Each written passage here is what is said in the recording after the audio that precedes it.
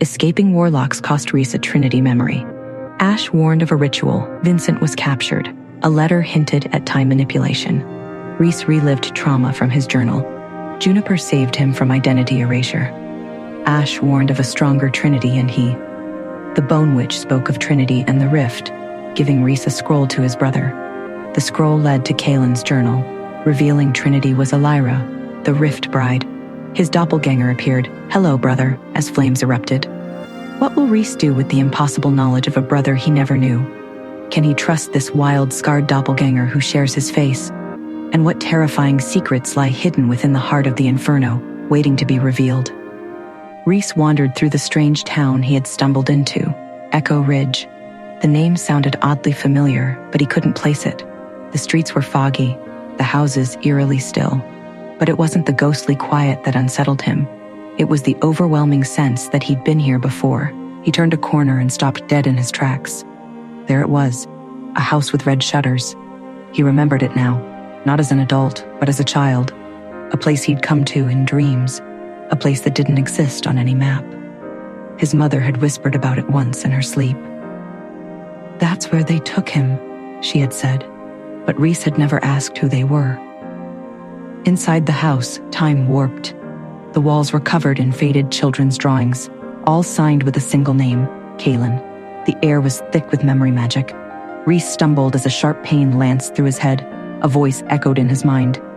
"You weren't supposed to remember." Suddenly, Reece was no longer in the hallway. He was 8 years old, standing outside that very same house. Snow drifted softly around him. He was barefoot, shivering, calling out for someone. "Kalen, Kalen, come out!" A small face appeared in the upstairs window, a boy with silver eyes, pale skin, and a sad smile. He pressed a hand to the glass, and then vanished.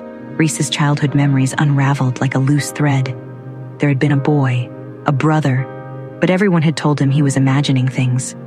A sharp voice cut through the haze.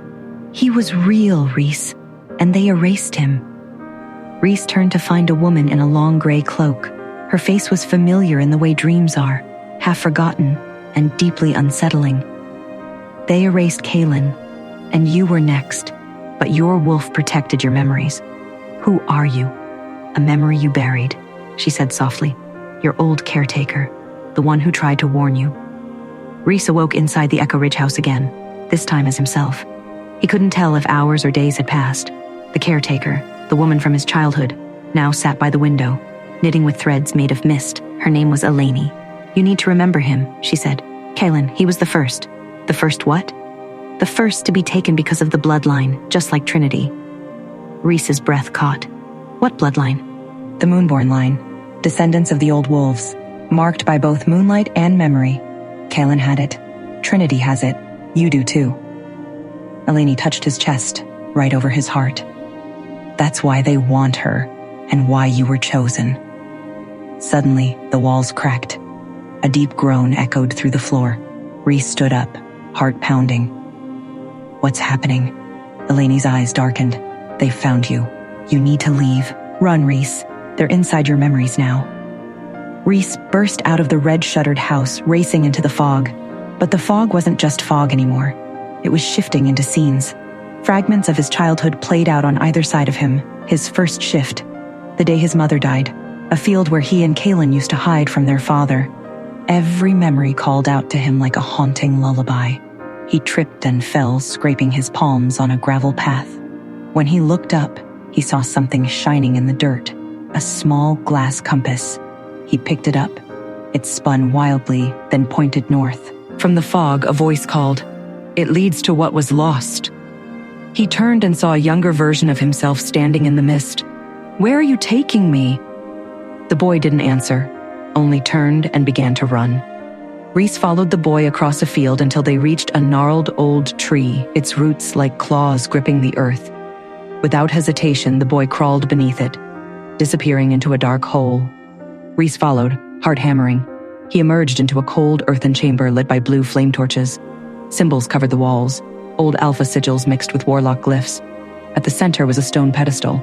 On it, a single item, a photograph. Reece picked it up, hands trembling. It was of him and Kalen, maybe 6 and 4 years old. But standing behind them, arms on their shoulders, was a face he never thought he'd see. Caleb. "You were always part of this, Reece," a voice said behind him. He turned. Caleb stood there, calm, smiling. "Welcome home."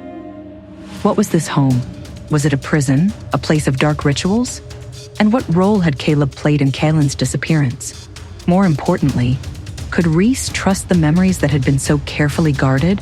Or were they now tainted by the very forces that had tried to erase them? Hey, I am Trinity. Want to know what happens next? Then click the link in the description below and download the Pocket FM app and listen to the exciting episodes of Chosen by Fate, Rejected by the Alpha.